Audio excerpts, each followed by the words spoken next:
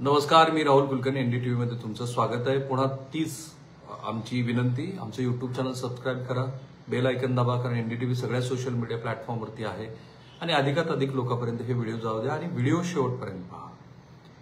बऱ्याच जणांना असं वाटतं की संतोष देशमुख यांचा जो दुर्दैवी खून झाला त्याच्यानंतर पोलिसांनी तपास केला, चार्जशीट दाखल झाली आणि उज्ज्वल निकम यांच्या अपेक्षित असलेल्या नियुक्तीनंतर हे प्रकरण आता सुनावणीसाठी आलेलं आहे. पण थांबत नाहीये हे प्रकरण.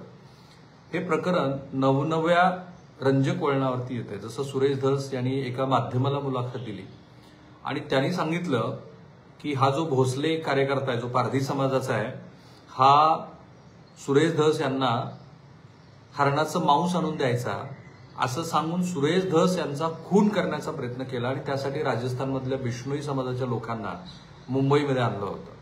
बरं, बिश्नोई समाज म्हणजे कोणता समाज? तर जो आता सलमान खान याच्या जीवावरती उठलेला आहे असं दिसतंय. अर्थात त्याचे पदर बरेचसे वेगवेगळे आहेत, पण जेव्हा चिंकाराची हत्या सलमान खानने केली होती तेव्हापासून सलमान खान चर्चेत आहे. तो बिश्नोई समाजाच्या ह्या लोकांच्या भावना ज्या अत्यंत तीव्र आहेत काळविटांना आणि हरणांना घेऊन.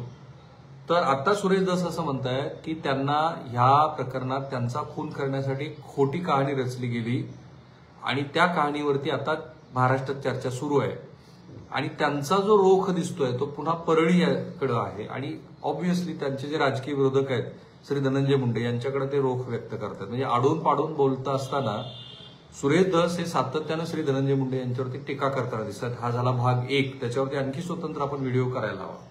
दुसरा भाग जो आहे तो काल जेलमध्ये राजकीय कार्यकर्ते जे धनंजय मुंडे यांचे समर्थक असलेले आता संतोष देशमुख यांच्या खुनाच्या आरोपातले नंबर 1चे आरोपी वाल्मिक कराड हे जेलमध्ये, त्यांचे दुसरे विरोधक जे बबन गीते हे पण जेलमध्ये, म्हणजे त्यांचे समर्थक जेलमध्ये. तर हे जेलमध्ये एकमेकांशी भिडले. म्हणून नेमकं जेलमध्ये काय घडलंय बघा. झालंय असं, आणि हे जेल ऑथॉरिटीने आधी सांगितलं की असं काही झालेलं नाही, पण जेव्हा प्रत्यक्षामध्ये यातल्या आरोपींना हर्सुलच्या कारागृहामध्ये हलवलं गेलं तेव्हा त्या आरोपींनी सांगितल्यामुळं ह्या प्रकरणामध्ये जेल ऑथॉरिटी खोटं बोलते आहे असं आपण म्हणू शकतो.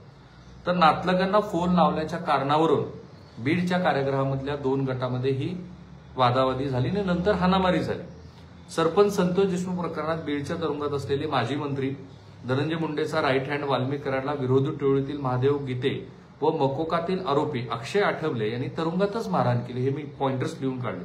गीते हा राष्ट्रवादी शरद पवार गटाचा प्रदेश उपाध्यक्ष बबन गीतेचा समर्थक आहे. बबन गीते आणि वाल्मिक कराड ही एक पॉलिटिकल रायव्हलरी आहे. बबन गीतेनी वाल्मिक कराड यांना संपवल्याशिवाय, म्हणजे राजकीय जीवनातून संपवल्याशिवाय की प्रत्यक्ष पृथ्वी तलावरून संपवल्याशिवाय माहित नाही, पण मी चप्पल घालणार नाही अशी भीष्म प्रतिमा केलेली आहे. आणि तशीच उलटी प्रतिमा भीष्म प्रतिज्ञा ही वाल्मिक कराड यांनी केलेली आहे. तर हे 2 गट एकमेकांचे राजकीय विरोधक आहेत. आता बबन गीते हा कुणाचा समर्थक आहे? तर तो बबन गीते उपाध्यक्षाचा समर्थक आहे. गीते, दुसरा महादेव गीते, या दोघांवर सरपंच बापू आंधळेच्या खुनाचा गुन्हा दाखल आहे. सोमवारी सकाळी तुरुंगात कैद्यांना नाश्त्यासाठी मोकळं सोडलं गेलं आणि मी जेल सगळ्या बघितल्या त्यामुळे तिथे सगळी काय पद्धती असते ते मला माहिती आहे. तेव्हा काही कैदी नातलगांना फोन लावण्यासाठी जमले होते. यावेळी कराड समर्थक सुदीप सोनवणे आणि गीते गँगचा राजेश वाघमोडे यांच्यात फोन लावण्यावरून वाद झाला.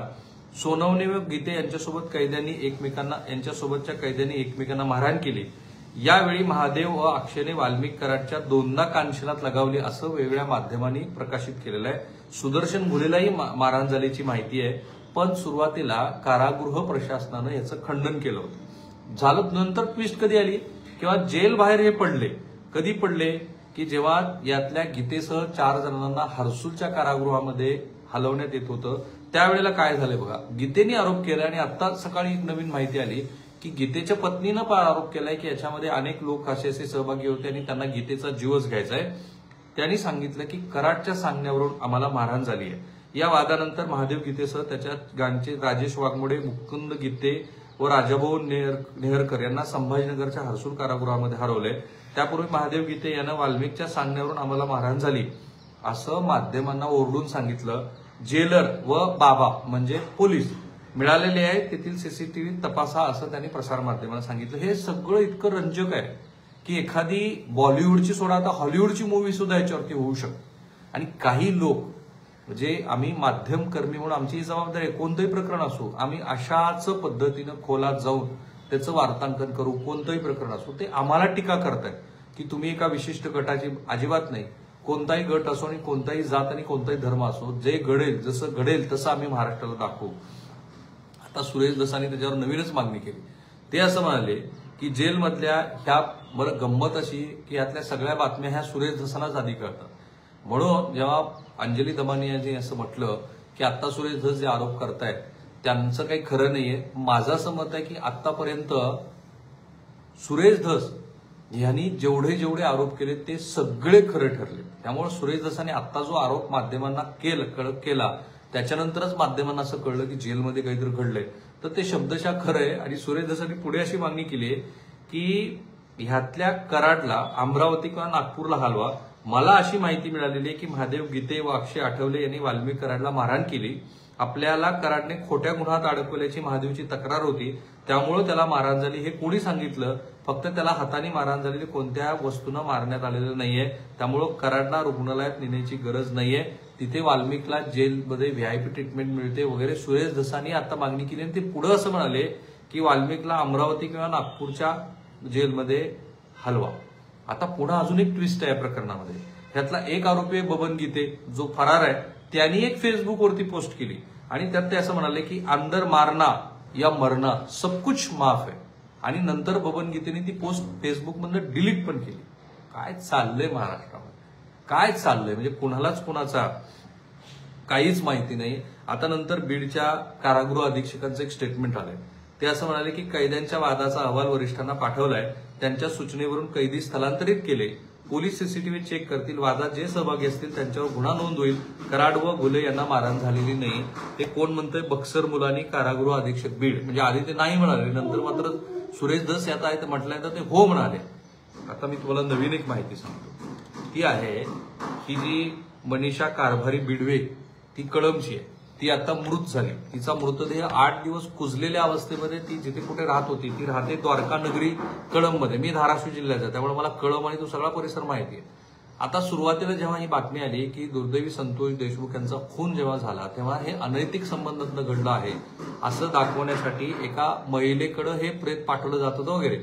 तर ती महिला दुसरी कोणी नसून ती ही मनीषा कारभारी बिडवे आहे असं अंजली दमानी यांचं मत आहे. आता मी तिची थोडीशी प्रोफाईल घेतली माहिती करून. तर ही जी महिला आहे ती वयवर्ष 40ची आहे. ही सावकारकी पण करते, नको त्या सगळ्या अनैतिक व्यवहारामध्ये होती. आणि आता पोलिसांकडनं मला मिळालेली जी प्राथमिक माहिती दॅट कॅन बी चेंज, कारण पोलीस जे आधी सांगतात ते नंतर बऱ्याच वेळेला असतंही खरं, पण बऱ्याच वेळा ते खरंही होत नाही. तर हे आत्ताचं जे प्रकरण आहे ते अनैतिक संबंधातनं घडलेलं असावं असं पोलीस म्हणतात आणि ती शक्यता अधिक आहे. तिचा त्या ड्रायव्हरनीच कदाचित खून केला असावा असंही म्हणतात. कोण ड्रायव्हर? तिच्याच गाडीचा ड्रायव्हर की आणखी कोणत्या गाडीचा ड्रायव्हर? पण ही महिला ही सावकारकी तर करायचीच, पण ती काही जणांना ब्लॅकमेल पण करत होती असं म्हणतात. म्हणजे एक राष्ट्रवादी काँग्रेसचे तत्कालीन हे प्राध्यापक महोदय होते, तर त्यांच्यावरती पण या महिलेनी असेच काहीतरी आरोप केले होते, विनयभंग किंवा तत्सम काही, आणि त्यांना त्याचं बरंच राजकीय फळ पण भोगावं लागलं. तर अशी महिला आता मरण पावलेली. तर हे जे सगळं आहे ना, हे असं एक मोठ्या फिक्शनचा भाग आहे. त्या फिक्शनमध्ये अनेक कॅरेक्टर आहेत. त्यात हिरो आहे, त्यात विलन आहे, त्यात माध्यम आहे, त्याच्यामध्ये कारागृहामध्ये घडणाऱ्या घडामोडी आहेत आणि त्याचा आणखीन कुणीतरी सूत्रधार आहे अशा पद्धतीचे सतत आरोप होतात. हे इतकं ट्विस्टी प्रकरण आहे की त्या प्रकरणाचे सगळे धागेदोरे हे अत्यंत शांतपणे नीट समजून घेऊनच उकळून सांगायला आहेत. म्हणून आम्ही घाई करत नाही. काल सुद्धा जेव्हा हे प्रकरण घडलं तेव्हा आम्ही शांतपणे ते सगळं बाहेर यायची वाट बघितली आणि त्या वाटेनंतरच हे सगळं महाराष्ट्राला आम्ही सांगतोय. आणि म्हणून मी पुन्हा तेच म्हणतो की जर तुम्हाला विश्वासार्ह, एकही शब्द न चुकणारं नेमकं विश्लेषण पाहायचं असेल तर आमचं युट्यूब चॅनल सबस्क्राईब करा, बेल आयकॉन दाबा आणि अधिकाधिक लोकांपर्यंत हे व्हिडिओ जाऊ. थांबूया आपण. धन्यवाद.